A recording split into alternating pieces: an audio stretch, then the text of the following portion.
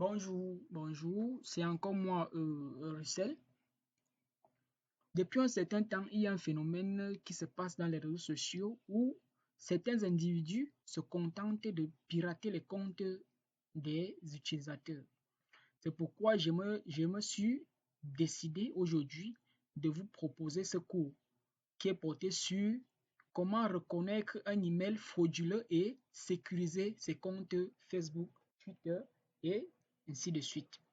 Ici, ces malfrats que je vais surnommer ainsi se basent spécifiquement sur des emails et des emails trompeurs. Ils peuvent utiliser par exemple des logos des entreprises qui existent, qui vont vous dire par exemple l'entreprise recrute et si vous voulez postuler, cliquez sur le lien. Et vous, étant novice, vous ne connaissez pas reconnaître un email frauduleux ou bien un email fiable. C'est pourquoi ce cours est proposé auprès de vous. Sans plus tarder, nous allons commencer avec l'objectif du cours. Ici, vous devez être capable de comprendre ce qu'est un email frauduleux. C'est quoi un email frauduleux? Identifier les signes d'un email frauduleux, apprendre à sécuriser ses comptes sur les réseaux sociaux. Et ensuite, vous pouvez faire des exercices parce que c'est pour ça que je vous ai dit de vous connecter là. Dès que vous êtes déjà nombreux, nous pouvons commencer avec des cours en direct et là, on va souvent faire des exercices pratiques. Et vous pouvez voir un email frauduleux et un email fiable, la différence. Alors, qu'est-ce qu'un email frauduleux? Un email frauduleux est un email qui cherche à tromper ou voler des données. Voilà. Par exemple, comme je viens de le dire, lorsque il vous propose des services en utilisant des logos des entreprises qui existent, là, derrière ce code, derrière cet email, il existe un code de telle sorte que lorsque vous allez appuyer sur le lien, ils vont récupérer vos informations. Ce code-là va récupérer vos informations. Et c'est pourquoi j'ai décidé de définir ce terme qu'on appelle email frauduleux comme étant cet email-là qui permet de tromper pour voler des informations. On utilise souvent une technique qu'on appelle le phishing, que nous allons voir également plus tard. Il y a également d'autres qu'on appelle les spams. Par exemple, je ne sais pas si vous avez déjà vu dans vos téléphones, lorsque vous avez un téléphone, il y a des messages qui arrivent. D'habitude, Facebook qualifie souvent ces messages-là de spam et vous demande si vous voulez regarder ou pas. Voilà. Il y a également les arnaques. Par exemple, quelqu'un vous appelle avec votre numéro qu'il a pris. Il vous appelle qu'il propose des services ou bien qu'il a un truc. Ça se passe souvent beaucoup plus que j'ai déjà observé. C'est aussi un phénomène qui se passe beaucoup plus ici au Cameroun avec les services Orange Money, Mobile Money. Tu peux faire ton dépôt et après, quelqu'un t'appelle que il vient de faire un dépôt dans votre compte, il a besoin que vous puissiez lui remettre son argent. Dès que vous tapez votre code, il enlève tout ce qui était dans vos comptes. Voilà, donc c'est ça qu'on appelle les arnaques. Il y a également les faux messages. Les faux messages officiels, comme je viens de le dire. Comme vous voyez, les emails, c'est également comme ça qu'on peut vous envoyer un message normal. Et dès que vous appuyez, on prend votre téléphone ou bien vos comptes engagent. Les signes d'un email frauduleux. C'est quoi un email frauduleux? Que nous continuons à voir. Qu'est-ce qui qualifie cet email de frauduleux? Par exemple, l'adresse email, l'adresse de l'expéditeur est suspecte. Vous ne connaissez pas qui a envoyé l'email. Vous ne connaissez pas la personne. Vous ne connaissez pas l'expéditeur. Mais vous permettez d'ouvrir l'email. Ce n'est pas bon. Il faut être prudent. Faute d'orthographe. Regardez très bien l'orthographe de l'email. Regardez, s'il y a seulement les erreurs sur l'email, ne cliquez pas. L'erreur d'orthographe et de grammaire. Demande urgente ou menaçante. Par exemple, il vous dit, si vous ne faites pas ceci, votre compte sera peut-être bloqué. Si vous ne faites pas cela, donc, il vous oblige à faire quelque chose. Lorsque vous avez déjà ce sentiment-là, que quelqu'un vous oblige à faire quelque chose à travers l'email, ne cliquez pas. Il y a également les liens non officiels. Ici, lorsqu'on t'envoie un lien non officiel, si vous avez votre ordinateur, il suffit juste de survoler ce lien-là et vous allez voir les réels expéditeurs, le réel lien qui est derrière ce lien non officiel. Les pièces jointes inattendues. On peut vous envoyer un email également avec une pièce jointe que tu ne t'attendais pas, tu n'avais pas, tu n'avais pas suggéré ça auprès de quelqu'un et après on t'envoie l'email avec une pièce jointe. Voilà. Là, tout ceci, nous allons voir ça en pratique dans ma chaîne YouTube. Allez vous abonner massivement. Que faire face à un email suspect? Ici, j'ai souligné quelques, mais il existe plein d'autres. Ne pas cliquer sur le lien.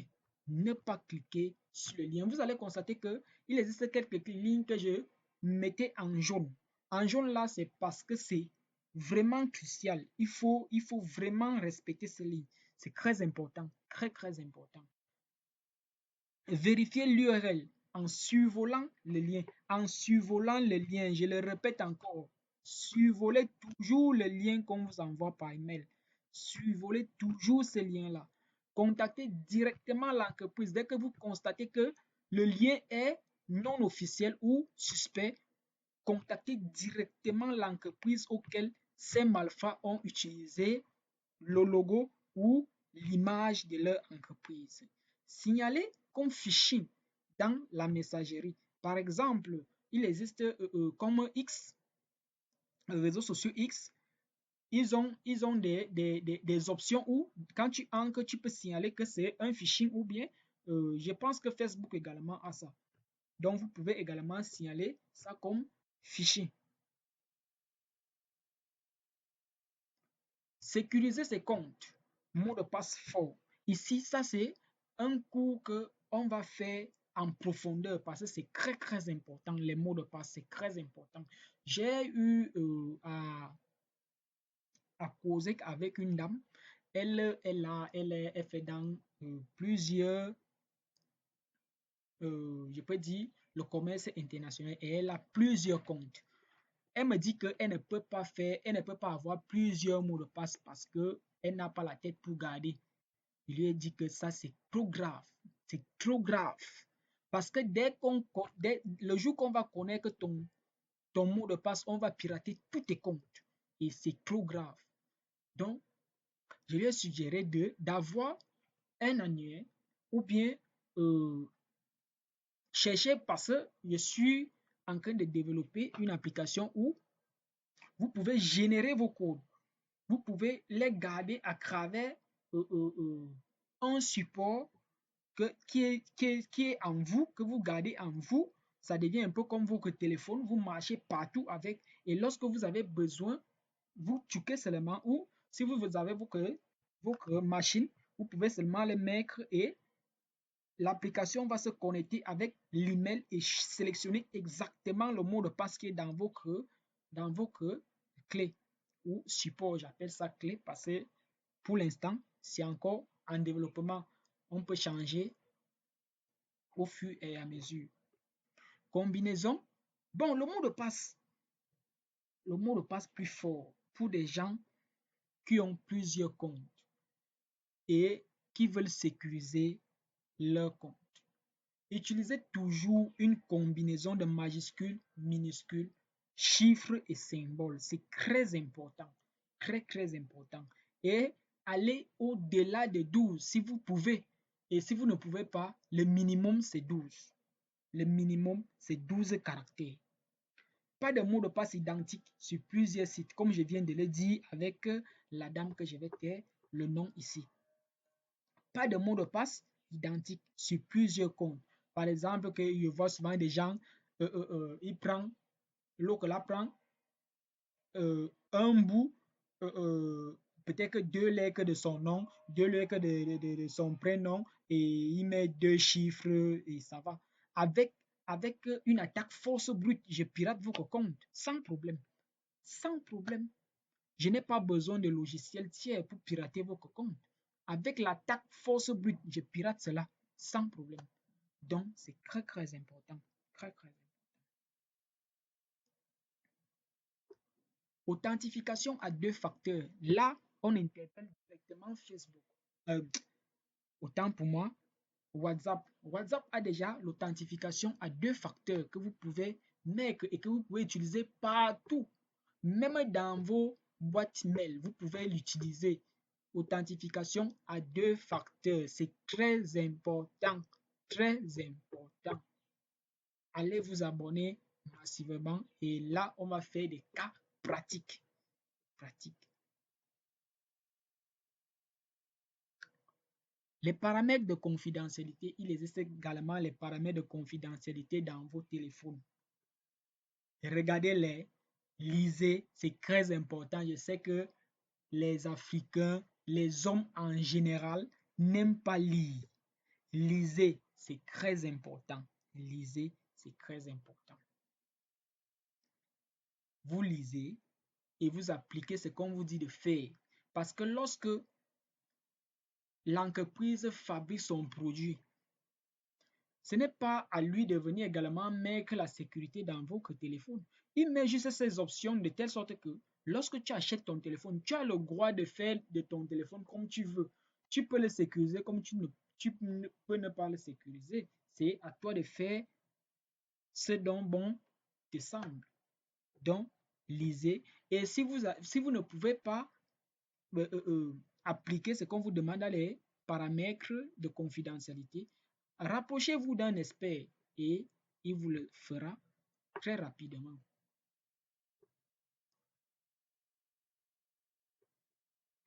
Vigilance sur les applications tierces. Ici, j'interpelle encore les gens qui téléchargent les choses sur le net. C'est pas bon de télécharger les applications dans des sites non officiels. C'est pas bon. Lorsque tu peux télécharger une application dans un site non officiel, je vois souvent également des gens, l'autre là prend Google, sur la barre de recherche, il tape WhatsApp. Après, WhatsApp sort en écrivant download. Tu appuies sur download, tu télécharges seulement.